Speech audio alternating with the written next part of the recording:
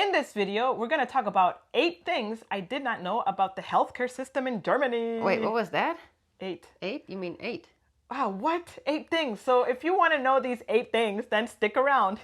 Hey, I'm Jen and I'm from Guatemala. And I'm Yvonne and I'm German. And we are from simplegermany.com, where we help expats settle into life in Germany more Smoothly. So, like we mentioned, we're going to talk about like 8 shocks that I had. Not shocks, but things I didn't know and I wish I would have known. And stick around until the end of the video because we will give you a tip on how to be able to navigate this healthcare system jungle. Yeah, which is a jungle in Germany, really. In Germany. Yes, of course, we're talking about Germany, right? So, thing number 1 in my list is that everyone has to have health insurance. Yo. I mean, it sounds very logical. Maybe you come from a country, you're like, that's nothing special. But, I mean, not even, I mean, you're referring to Guate, right? Yeah, Guate is Guatemala, right? Yeah, Sure, Guatemala. But even, I mean, if you look at the US, yeah? In the US, there's also not one universal healthcare system. That is true. But, and it's also not it's the not law mandatory that you have to have exactly. healthcare, right? Yeah. Versus in Germany, it is the law. Exactly. Like you literally cannot, or you should not live in Germany without health insurance. And if you don't, I mean, if you don't have it, like you are really in trouble. But what can happen? Yeah, that if you have an accident, like you get frowned upon, you might not even, I mean, I have no idea. It's like, it's a law. Yeah, like it's a law, yeah. You have to have health insurance. So health insurance. We have a friend, like he's from South Africa. Also, he didn't know, I mean, for him, if he doesn't go to the doctor, only if really he's dying. If he's dying, then he pays for it for himself. That's like how, you know, he and his people live. Grew up, yeah. And he actually was in Germany for the first 8 weeks without health insurance. And he had an employer.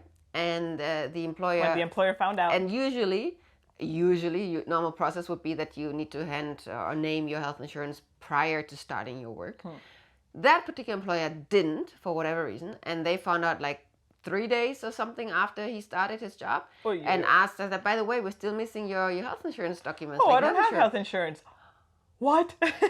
They said like, okay, drop whatever you're doing. Go to the, it's like here 3 blocks down the road. And go get yourself health insurance. Otherwise, like, you can't come back here. Yeah, exactly. So it's like a big thing. You should have health insurance. And if you want to be employed, you can't be employed without health insurance, pretty much, right? Like, yes. It has to come hand in hand. Yeah. So that's number 1. Number 2, it's actually an interesting one that depending on your salary and the type of job that you do or you have, then you should have private or public health insurance. So there's a distinct difference between them. Yes. You want to clarify that a little bit? Yeah, so there, like Jen mentioned, there are 2 different possibilities. The public health insurance, I would say the majority of Germans, I'd say 90% of Germans are insured publicly. There are, of course, also different providers. And that is the governmental system. Yeah, exactly. The social system that you pay into every month through your salary if you're employed? Exactly, yeah. And there are, for example, if you earn less than roughly 65,000 euros brutto per year and are employed, then you can only have public health insurance. But if you earn above the 65,000, actually, I think it's 64,250. And it also, please, like if this is in the future, check the numbers because they change every year, right? Exactly, the amount increases every year. Then you can choose to be privately employed. Insured. You can choose to be privately insured. You don't have to, you can choose. However, if you're self-employed and freelancer, you can also choose to be privately employed. And you always have the choice. However, if you are a freelancer coming from abroad to Germany, chances are very high that the public insurances will not accept you. Will be that you will have to have a sort of private health insurance. Yeah, exactly. So that's an interesting thing that it's just not public health insurance for everyone. There's a clear distinctions between how you can apply for the private one and how you can apply for the public one. Yeah. So that's interesting. Number 3 on my list is that, once you are in the private healthcare system, you cannot go back. Or you can, but it's very hard and you have to have like a rule of exception. Yes, blah, blah, blah. There are certain circumstances, but generally speaking, once you're private, you kind of have to stick to private to the end of your life. Wow, that's crazy, right? Or to the end of your time in Germany. In Germany, yeah, okay, that's less dramatic. Until the end of your life in Germany. It could be either way, right? Number 4 on my list, I don't know why I shaked, but anyway, so like if you have public health insurance and you have to stay at the hospital for a few days, you will A, share the room with 3 other people, and B, most likely not have AC in the room. Yes? Okay, so the A part yes, you can have a multi-berth room in the Yeah. hospital, very true. But the AC part, just because you have private health insurance doesn't mean that suddenly your room has AC. Okay, let me. So I would say what you want to say. Yes. I would say what you want to say. What you want to point out is that hospitals in Germany Most likely, most often not don't have air conditioning installed unless you are in a fancy private clinic. Okay, maybe that's what I wanted to say. Better said. And actually, why is this important? I had a surgery done in summer last year, which is all good. It's all okay, right? And it was in summer, man, and I had to spend 3 days at the hospital, and it was like 40 degrees outside and with no AC. It was really tough. And I couldn't just like walk out of the bed and go out for a walk. No, I was like in bed, right? Like I was in the hospital for 3 days. So that's pretty like what the hell. And the sharing the room with 3 other people was also very interesting because out of the 3 people that I shared the room with, 2 were grannies, and they were not sleeping throughout the night. They would wake up at 3 a.m. like, am I alive? Is someone out there? Like for like minutes on end, right? So you don't really have like a full night's sleep. Yes, so I had a similar experience with a granny in a hospital room, but that's just how hospital rooms are. However, you're gonna talk about the add-on. Yes, go ahead. However, if you're publicly health insured, there is a private add-on insurance that you can get for hospital stays. So basically, in a hospital, you get the treatment as if you were privately insured. What do we mean with treatment? Well, specifically or particularly a room with less people in it, so a 1 or 2 berth room. Yeah? AC? No, I'm kidding. No, that depends really on the hospital. Yeah. But maybe treatment by the chef, like the chef. That's wrong. By the chef in English is the cook. But like the leading doctor. And other things, right? That's true. Yeah. So you can have that add-on, but if you don't have it, then you will share the room with others, right? Number 5 is that if you are employed, it's okay to be sick in Germany. And if you're not employed, it's not okay to be sick? Well, what I mean with this is that if you are employed, the employer, right, gives you the time to recover and they pay while you're away still. But if you're a freelancer or like self-employed, then it's up to you and your like the money that you have saved up or not if you take the time off to recover or not, right? Yes. That's what I mean. Okay. It's okay to be sick in general, obviously, but what I mean is that the employer gives you the time that you can be away and recover. I was just going to say, I think Jem wants to point out that in Germany it is not frowned upon, unlike in some other countries, that when you're sick, that you actually should not drag your sick butt to work and maybe infect others, and also only work at like 50% capacity, but rather take that time to stay at home, get healthier faster, and not infect others, right? Yeah. So that's like the German mentality. And for that, you can actually be sick for up to 6 weeks for the same illness. And for those 6 weeks, you will get your entire full salary paid by your employer. After that, there's another system that kicks into place. That's when, if you're publicly insured, your public health insurance will start paying you sick money. Okay. Sick benefit, which is it's not between 70 and 90% of your salary. It depends. If you're privately insured, you only get a daily sickness allowance if you actually have that part of your tariff. Right? So there it depends on because if you're privately insured, you can choose more what you want and not. Whereas the public insurance is just the one package. System. Yeah. We wrote a whole article about like sick leaves and what systems come into place when, and you can find that in the description box below if you're interested in how that system works actually. Okay, so number 6 is that if you're publicly insured, you can just go to the doctor, your house doctor, that's all fine. You don't pay anything. You don't just go. You usually make an appointment beforehand. Yes, okay. We have a very German person here that it needs to be step 1, you make a phone call and make an appointment. Step 2, you go to the doctor. You can also make the appointment online. Oh my God. Step 3, you arrive to your appointment and show your social security, like your healthcare card. Step 4, they're going to scan it, and you're not going to pay for it, right? And if you need to see a specialist, then step 5, they might then give you an Überweisung, which you can go for the specialist. They refer you, And the same process, you need to make an appointment either by phone or online, and then so on, right? Versus the private health insurance, similar steps, you still need to make an appointment. You show up, but then most likely you're going to pay up front. You might get an appointment faster. You might get an appointment faster, right? So there's a distinct kind of like benefit of having private health. you need to pay upfront. And depending on the tariff that you have with your private health, then you will get all your money back or just a part. Yeah, or you have like a deductible per year. I mean, that really depends again. Yeah. So that is an interesting, because in Guatemala, right, first of all, like you mentioned with the South African friend, it's the same.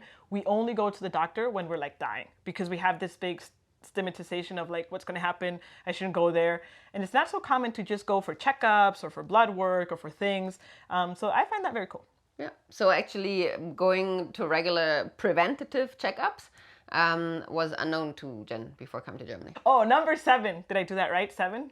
Yeah. Yeah.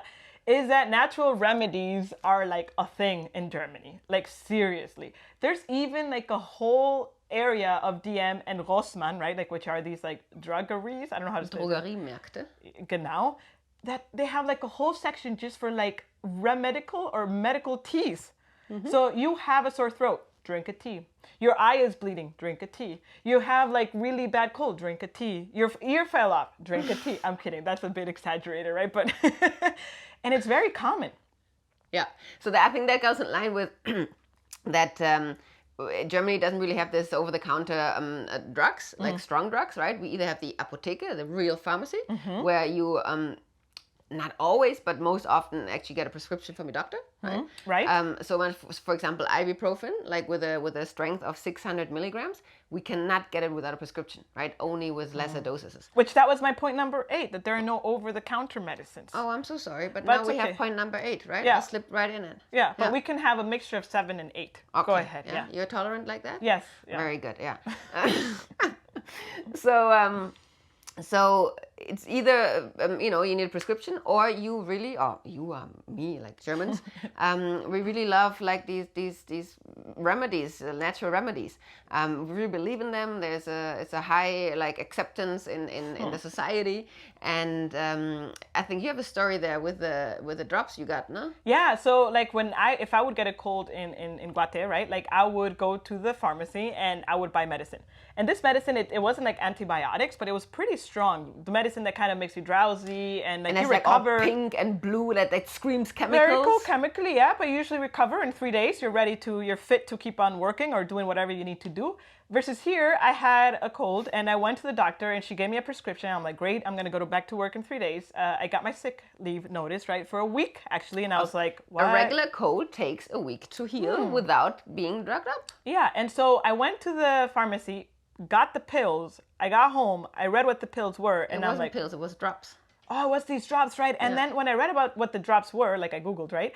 It was like a root from Africa drop thingy that they created like a medicine out of it that had like no chemicals at all. Kudos, right? But I drank it and I felt like the same for the whole week, pretty much. So I was expecting this drug to like kick in, unfortunately, because I was used to it, right? But then it was like a slow medicine that like, I don't know what it did really, but I pretty much think it's the resting part that's the important one, right? Yeah. In the case of a cold, of course, right? And other also like smaller, like illnesses, I would say. Yeah. And I would say Germans are very skeptical of like antibiotics. Yes. Where I come from a country where antibiotics, they like give them to me fast so I can recover faster, No. So that's an interesting thing. Oh, maybe that could be the new 8 one. Yeah. Damn it. The new 8th point. Antibiotics are a bit of a cautious thing to take in Germany. Definitely. Yeah. We really believe in if you take them too often, your body becomes immune and it's actually hurting you more because it's killing, along with killing bad stuff, it's killing a lot of good stuff. So I think in my life, I've only taken antibiotics twice. Wow. As a kid, I took a lot of antibiotics, but that's a different story for a different time. So as you see, the German healthcare system is amazing, the public one, and you can have a private one, but it's quite complicated. Like, how do you know, do I need a public one? Do I need a private one? Because also it depends if you have a family or not, the type of job, how much salary, blah, blah, blah, blah, blah, blah. And for that, luckily we have some advice for you that you can hopefully use. Yeah, not from us, because again, we are not certified and we are definitely no experts when it comes down to the tea. But there is to the medical tea? I'm kidding. But there is a beautiful insurance service provider that is actually specializing in expats, foreigners, internationals coming to Germany, and they're called Feather Insurance. And they really just speak like your language, because they don't deal with Germans. My like, language? Yeah, like your expat language, okay, right? yeah. They don't have Germans as customers, so they really only have all services in English, and they get to know you. They have questionnaires, sometimes even personal consultations, and really get down to which type of insurance is best for you. Now, we know sometimes brokers are like, yeah, they just sell you where they get most commission, but a Feather is different. They really recommend to you what they think is the best cover for you, even if they make less money on it. So that's their philosophy, and we've interacted with them multiple times, and we can really just speak highly.